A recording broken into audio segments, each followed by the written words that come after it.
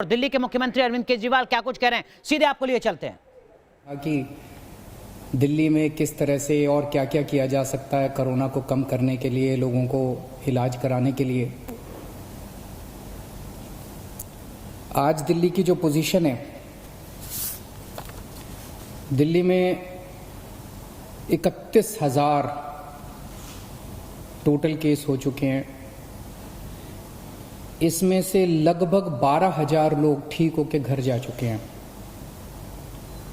18,000 लोग अभी active case हैं जिनको अभी भी बीमारी है। 900 के करीब लोगों की डेथ हो चुकी है। जो 18,000 लोग एक्टिव केसेस हैं, इनमें 15,000 होम आइसोलेशन में अपना इलाज करा रहे हैं। कल एसडीएमए की मीटिंग थी, स्टेट डिजास्टर मैनेजमेंट अथॉरिटी। उसमें मुझे भी जाना था, मैं नहीं जा पाया। मनीष सिसोदिया जी और अन्य मंत्रीगण गए थे। एलजी साहब ने इसकी अध्यक्षता की थी। वहाँ पे जो आंकड़े प्रस्तुत किए गए सरकार द्वारा, वो आंकड़े दिखाते हैं कि आने वाले समय में दिल्ली में कोरोना बहुत तेजी से फैलने वाला है। 15 जून को उम्मीद है कि 44,000 केस हो जाएंगे। जो आज 31,000 केस हैं, ऐसा अनुमान है कि 15 जून तक 44,000 केस हो जाएंगे। 30 जून तक 1 लाख केस हो जाएंगे। 15 जुलाई तक 2.25 लाख केस हो जाएंगे और 31 जुलाई तक लगभग 5,32,000 केस हो जाएंगे दिल्ली में टोटल। और इसको देखते हुए 15 जून तक हमें 6,681 बेड्स की ज़रूरत पड़ेगी। 30 जून तक 15,000 बेड्स की ज़रूरत पड़ेगी। 15 जुलाई तक 33,000 बेड्स की ज़रूरत पड़ेगी।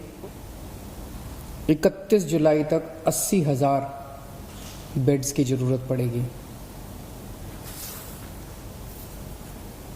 तो चुनौती बहुत बड़ी है।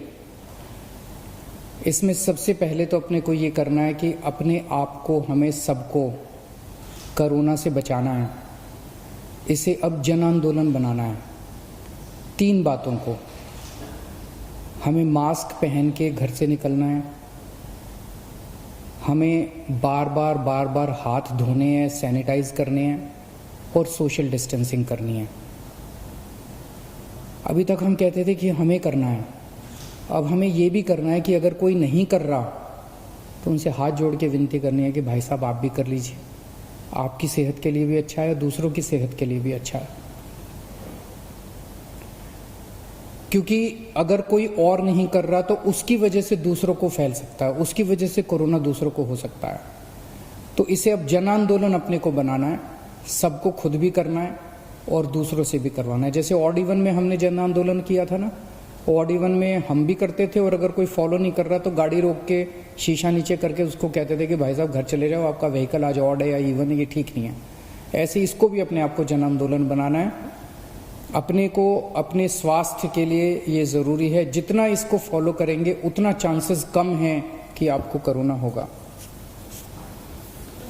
दिल्ली की कैबिनेट ने निर्णय लिया था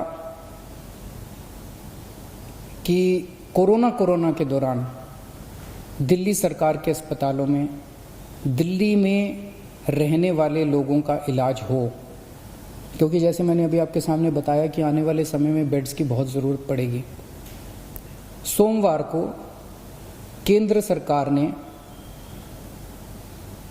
दिल्ली की कैबिनेट के उस निर्णय को पलट दिया और केंद्र सरकार ने, एलजी साहब ने आदेश जारी किया है कि दिल्ली के हर अस्पताल में सबका इलाज किया जाएगा। मैं देख रहा था टीवी पे, कुछ लोग कह रहे थे कि केंद्र सरकार दिल्ली की कैबिनेट के फैसले को पलट नहीं सकती, एलजी साहब के पास दिल्ली के फैसले को, दिल्ली में चुनी हुई सरकार है, अभी कुछ महीने पहले चुनाव हुए थे जिसमें 62 सीट आई थी। दिल्ली की चुनी हुई सरकार के कैबिनेट के निर्णय को एलजी साहब या केंद्र सरकार पलट नहीं सकते। कुछ लोग ऐसा कह रहे थे, कुछ लोग कह रहे थे कि दिल्ली में खुद इतने सारे केस हो रहे हैं, दिल्ली के लोगों को खुद इतने बेड्स की ज़रूरत पड़ेगी। मेरा अब ये कहना है, केंद्र सरकार ने निर्णय ले लिया, एलजी साहब ने आदेश पारित कर दिया।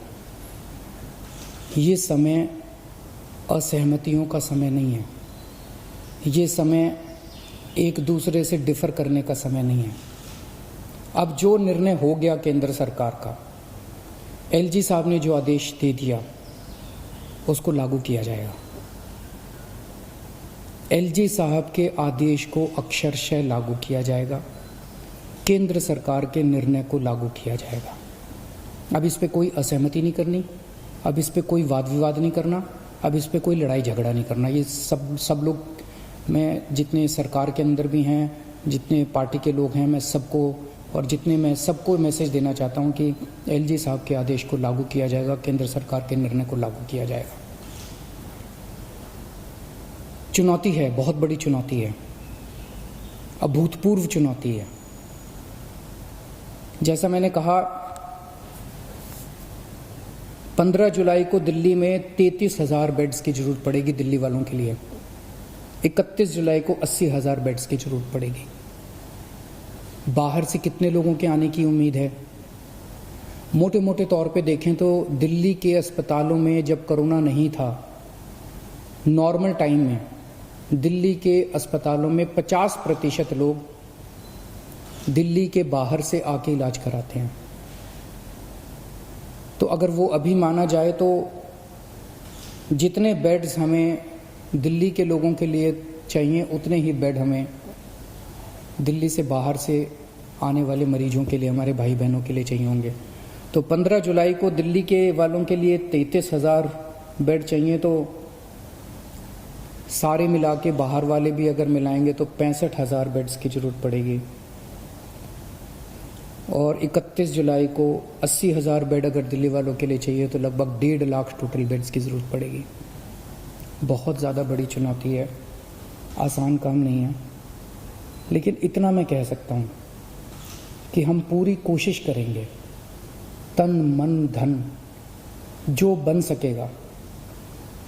ये हमारी जिम्मेदारी भी है और ये सेवा का काम है। मैं खुद निकलूँगा, कल से परसों से मैं खुद ज़मीन पे उतरूँगा, मैं खुद जाके स्टेडियम्स को, बैंक्वेट हॉल्स को, होटल्स को तैयार करवाएंगे। हम लोग जितना ज़्यादा से ज़्यादा हो सकेगा हम कोशिश करेंगे। मैं बस इतना कह सकता हूँ कि हमारी कोशिशों के अंदर ईमानदार कोशिश होगी और पूरी कोशिश होगी, कोई कमी नहीं होगी। लेकिन ये विपदा इतनी बड़ी है, ये मुसीबत इतनी बड़ी है, मानव जाति के इतिहास में शायद इतनी बड़ी विपदा कभी नहीं आई।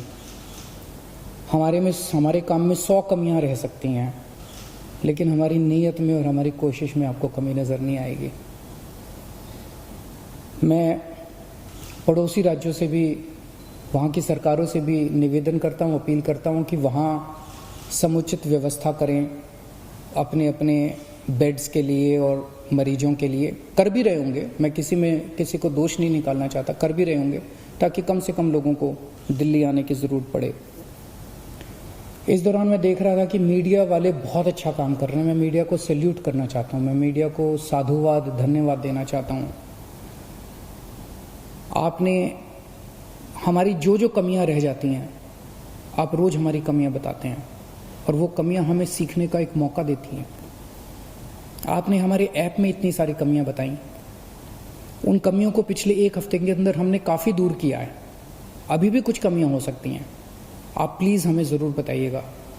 काफ़ी कमियों को ऐप में दूर किया, लेकिन अभी भी जो कमियां हो हमें ज़रूर बताइएगा। मैं देखता हूं कि लगभग हर चैनल पे कुछ पेशेंट्स को या पेशेंट्स के रिश्तेदारों को, दोस्तों को, वो किस तरह से बताते हैं कि कई अस्पतालों में गए, मैं पहले इस अस्पताल में गया, मैं इस अस्पताल में गया, मैं इस अस्पताल में गया, मुझे इलाज नहीं मिला, मुझे बेड नहीं मिला। मैं सोच रहा था कि टोटल कितने 10, 12, 15 चैनल होंगे, उन 15 चैनलों पे 15 या 20 केसेस बताए जा रहे होंगे, लेकिन ऐसे लोगों की संख्या जिनको तकलीफ हो रही है, जिनको बेड नहीं मिल रहे, उससे कहीं ज़्यादा है। केवल 15-20 लोग नहीं हैं जो टीवी पे आए। लेकिन मैं आपकी जानकारी के लिए बता दूं, पिछले एक हफ्ते में एग्जैक्टली 8 दिन में दिल्ली के अस्पतालों में 1900 लोगों का एडमिशन हुआ, 1900 लोगों को बेड मिले हैं दिल्ली के अस्पतालों में। और आज 4200 बेड अभी खाली हैं। लेकिन ये 4200 बेड मोस्टली सरकारी अस्पतालों में खाली हैं, प्राइवेट के मोस्टली भर गए हैं। उसका भी इंतजाम कर रहे हैं, कोशिश कर रहे हैं। लेकिन पिछले 8 दिनों में 1900 लोगों को बेड मिले। लेकिन एक तरफ जहां 1900 लोगों को बेड मिले, वहीं कम से कम 150-200 लोगों को बेड के लिए धक्के भी खाने पड़े। तो जब टीवी चैनलों के ऊपर एक एक केस बताया जाता है, मेरी टीम एक एक केस पे गौर करती है और हम उससे सीखने की कोशिश करते हैं। एक तरफ हम कोशिश करते हैं कि उस व्यक्ति को हम उसकी विपदा दूर कर सकें, और दूसरी तरफ उसे तकलीफ क्यों हुई, हमारे सिस्टम में कहाँ कमी थी, उस कमी को सीख के उस सिस्टम की कमी को हम दूर करने की कोशिश करते हैं, ताकि आने वाले और किसी को तकलीफ ना हो। लेकिन फिर भी हम परफेक्ट नहीं हैं, सब कुछ ठीक नहीं है, अभी बहुत सारी कमियां हैं हमारे सिस्टम में, और सब कुछ लेकिन खराब भी नहीं है। काफ़ी कुछ काम हुआ भी है, हमारे डॉक्टर्स लगे हुए हैं, हमारे नर्सेस लगे हुए हैं, सरकारी ऑफिसर्स लगे हुए हैं, पुलिस वाले लगे हुए हैं, सब लोग बहुत काम कर रहे हैं। लेकिन अभी भी बहुत सारी चीज़ें ठीक करनी है।